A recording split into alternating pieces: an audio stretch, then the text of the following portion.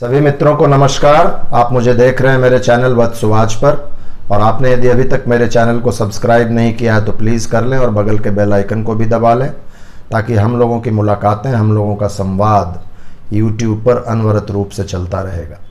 मित्रों, आज हम एक बहुत ही इम्पॉर्टेंट ट्रांजिट के विषय में बात करने जा रहे हैं।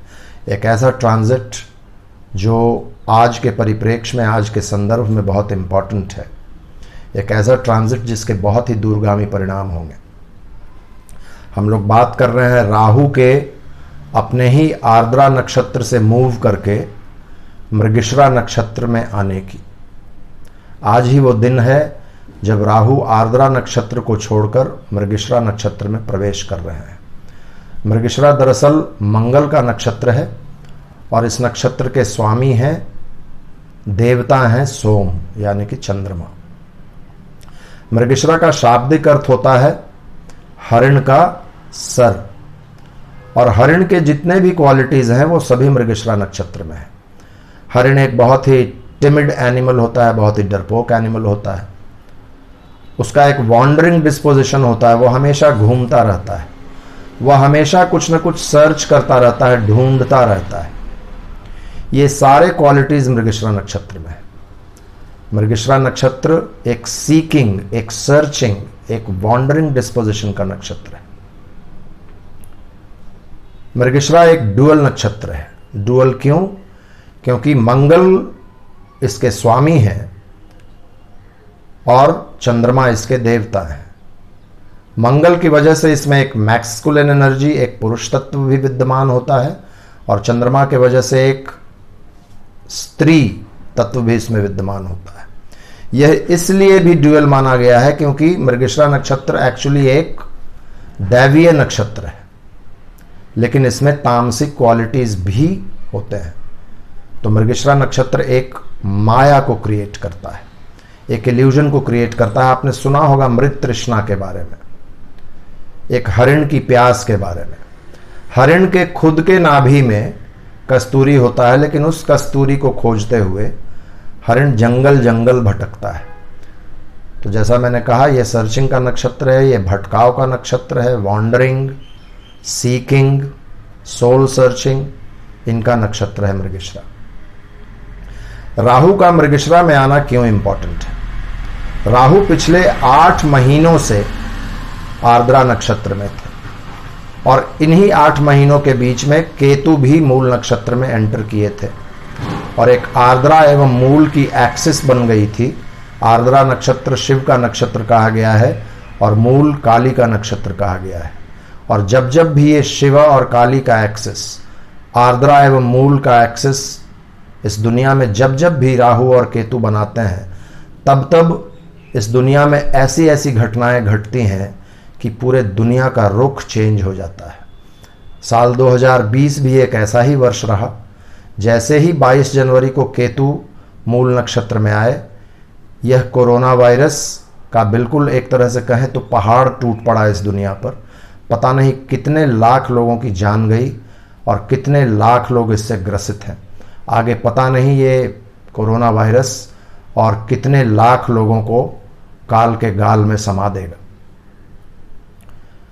तो आर्द्रा से राहु जब मूव करता है मृगशिरा में, तो शर्तिया रूप से ये कोरोना वायरस जो है, इसमें कुछ न कुछ सुधार आएगा।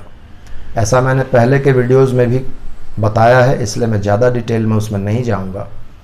लेकिन आर्द्रा जो कि एक बहुत ही स्टॉर्मी, बहुत ही क्रूर नक्षत्र है, उससे जैसे ही राहु मृगशिरा में आए हैं तो कोरोना वायरस में सुधार अवश्य आएगा। और जैसा मैंने कहा, मृगशिरा नक्षत्र जो है ये एक सर्चिंग का नक्षत्र है।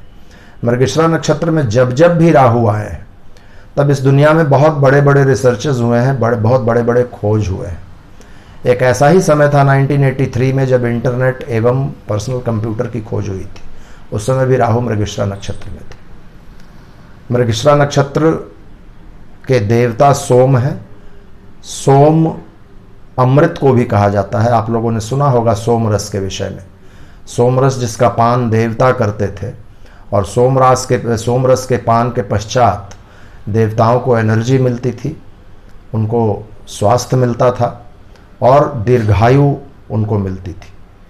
तो राहु के मृगशिरा में आने से कुछ न कुछ ऐसे रिसर्च होंगे जिससे कि हमारे हेल्थ, हमारे फुलफिलमेंट के क्षेत्र में कुछ अच्छा हो।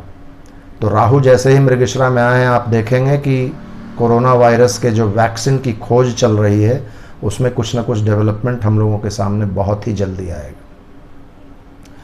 राहु चूंकि एक इल्यूजन है और मृगशिरा नक्षत्र भी डुअल नक्षत्र होने के चलते एक इल्यूजन क्रिएट करता है, इसीलिए हम लोगों को इल्यूजन से, माया से सतर्क रहने की आवश्यकता है। जैसा मैंने कहा, ये सर्चिंग का नक्षत्र है, ये वॉन्डरिंग का नक्षत्र है, तो ये रिसर्चेज में तो फायदा करेगा, लेकिन मंडेन लेवल पर और खास करके व्यक्तिगत लेवल पर हम लोगों को इस चीज का हमेशा ध्यान रखना पड़ेगा कि हम बाहरी रूप से बहुत ज्यादा वॉन्डर ना करें, बहुत ज्यादा भटकाव अपने जीवन में ना लाएं। क्योंकि राहु जब जब मृगशिरा में आता है तो ये करता क्या है कि ये हम लोगों के सामने बहुत सारे ऑप्शंस रख देता है, और जब बहुत सारे ऑप्शंस, जब बहुत सारे रास्ते हम लोगों के समक्ष आ जाते हैं तो फिर एक कंफ्यूजन की स्थिति क्रिएट होती है। सो हम लोगों को इस चीज के अगेंस्ट गार्ड करना पड़ेगा कि अगले 8 महीने में जब ये राहु मृगशिरा नक्षत्र में रहेंगे तो हम लोगों को भटकाव की स्थिति में नहीं जाना है। समुद्र मंथन से सोम की प्राप्ति, अमृत की प्राप्ति होती है, ये हम सभी लोगों ने सुना है, लेकिन ये समुद्र मंथन जो हमको अगले 8 महीने करना है, ये हम लोगों को आंतरिक समुद्र मंथन करना है, इंटरनल सोल सर्चिंग करना है, इंट्रोस्पेक्शन करना है। आप लोगों को याद होगा अभी मकर राशि में शनि एवं गुरु दोनों वक्री चल रहे हैं, बुध वक्री होने को है, और वक्री ग्रह जब जब भी होते हैं तो ये इंट्रोस्पेक्शन का समय होता है। हम लोगों को ये भी नहीं भूलना चाहिए कि केतु अभी भी मूल नक्षत्र में है, और केतु जो स्वभाव से ही एक मेंडिकेंट होता है वो हम लोगों को प्रेरित करता है इंटरनल सीकिंग की तरफ। तो ये जो समय बन रहा है मृगशिरा नक्षत्र में राहु के आने से, हम लोगों को अपने अंदर झांकने का प्रयास करना है, हम लोगों को अपने साथ थोड़ा समय बिताना है, हम लोगों को मेडिटेशन करना है, हम लोगों को आंतरिक समुद्र मंथन करना है। और जब आंतरिक समुद्र मंथन करेंगे तो अमृत की प्राप्ति अवश्य होगी। राहु मित्रों हमारा थॉट प्रोसेस है, हमारा इंफॉर्मेशन है, और मृगशिरा नक्षत्र हमेशा मिथुन राशि में उसके 2 पद आते हैं, तीसरा एवं चौथा पद, तो इसमें बुध भी इन्वॉल्व है। तीसरा भाव यानी कि मिथुन राशि किन चीज़ों को रिप्रेजेंट करता है? ये रिप्रेजेंट करता है हमारे कम्युनिकेशन को, ये रिप्रेजेंट करता है हमारे स्किल्स को, हमारे स्पीच को, ये रिप्रेजेंट करता है हमारे पराक्रम को। और चूंकि ये मंगल का नक्षत्र है, मंगल तीसरे एवं छठे भाव के कारक होते हैं। सो तीसरा एवं छठा भाव से रिलेटेड डेवलपमेंट्स हमारे लाइफ में करने का समय है। हमको अपना कम्युनिकेशन स्किल्स सुधारने की आवश्यकता है, हमको अपने पराक्रम को सुधारने की आवश्यकता है, लेजी नहीं रहने की आवश्यकता है। ये समय है स्टूडेंट्स के लिए ऑनलाइन कोर्सेज लेने का, ये समय है मीडिया से जुड़े हुए लोगों को अपने दैनिक कार्यों में सुधार लाने का।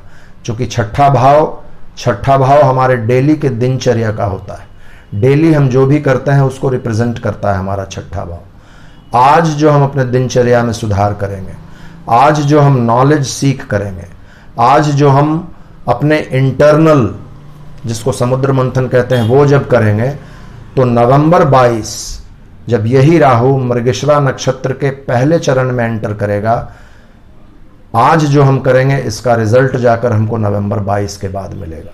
तो ये हम लोगों पर डिपेंड करता है कि हम लेजी रहें, हम राहु के बाहरी आडंबर, बाहरी वॉन्डरिंग, बाहरी कंफ्यूजन पे ज्यादा ध्यान दें, या अपने इंटरनल सोल सर्चिंग, अपने इंट्रोस्पेक्शन पे ध्यान दें। ये हम लोगों पे निर्भर करेगा। ये हम लोगों पे निर्भर करेगा कि हमको बाहरी आडंबर और बाहरी अमृत का पान करना है, कंफ्यूज्ड रहना है, या फिर हमको पूर्णता की ओर आगे बढ़ना है, या फिर हमको अपने कैरियर में सुधार करना है, या फिर हमको अपने आप को पुष्ट बनाना है। सो ये हम लोगों पर डिपेंड करेगा। राहु अभी जैसे ही मृगशिरा के चौथे चरण में आए हैं, चौथे पद में आए हैं, चौथा पद वृश्चिक नवांश का होता है। वृश्चिक नवांश वृश्चिक राशि यानी कि कालपुरुष कुंडली की 8वीं राशि, और यदि मिथुन से आप 8 तक गिनती करेंगे तो 8वीं राशि मकर आती है। उसी मकर राशि में शनि एवं गुरु अभी वक्री हैं। आप यदि राहु के कंफ्यूजन में, राहु की माया में यदि आप फंसते हैं, तो शनि एक बहुत ही कार्मिक प्लैनेट है जो रेट्रोग्रेड हुआ बैठा है, वो तुरंत आपके बुरे कर्मों को पकड़ेगा। आप यदि अपने धर्म से, अपने ड्यूटीज से विलग होते हैं, यदि अलग हो जाते हैं, तो गुरु आपको तुरंत पकड़ेगा। तो ये समय है मित्रों हमको धर्म के अनुसार चलने का, ये समय है हमको अपने सही कर्मों को करने का। और हम यदि आज इन चीजों में सुधार कर लेते हैं, हम यदि आज अपने इस आंतरिक समुद्र मंथन पर कंट्रोल कर लेते हैं, हम यदि राहु के गलत ऑप्शंस की तरफ नहीं बढ़ते हैं, हम जिस तरीके से इंफॉर्मेशन और थॉट प्रोसेस करप्ट होता है, उसी तरीके से अपने इंफॉर्मेशन और अपने थॉट प्रोसेस को करप्ट नहीं होने देते हैं, तब 22 नवंबर के बाद हम लोगों को श्योरली 100% अमृत की प्राप्ति होगी, अच्छे स्वास्थ्य की प्राप्ति होगी, फुलफिलमेंट की प्राप्ति होगी। यही आज का इस वीडियो का मैसेज था। मैं अभी सेवा कार्यों में ज़्यादा व्यस्त रहता हूँ, इसलिए मैं ज़्यादा वीडियोज़ अभी नहीं बना पा रहा हूँ, लेकिन ये एक बहुत ही इम्पॉर्टेंट ट्रांजिट था, इसलिए मैंने थोड़ा सा समय निकालकर इस वीडियो को बनाया है। जल्दीबाजी में बनाया गया वीडियो है, इसलिए मेरी गलतियों को माफ़ करेंगे, लेकिन उम्मीद है कि मेरा मैसेज बहुत ही क्लियर है। और आप लोगों को यदि मेरा मैसेज समझ में आया, आप लोगों को यदि ये वीडियो अच्छा लगा, तो प्लीज़ इस वीडियो को लाइक कीजिए और इस वीडियो को अधिक से अधिक शेयर कीजिए, ताकि ये ज़्यादा से ज़्यादा लोगों तक पहुँचे। मुझे उम्मीद है कि इस वीडियो का लाभ सभी को मिलेगा और हम लोग अपने धर्म, अपने कर्म के हिसाब से चलेंगे, लोगों की मदद करेंगे। यही आज का ये मैसेज था। आप सभी लोगों को प्रणाम, बहुत बहुत धन्यवाद। भारत माता की जय।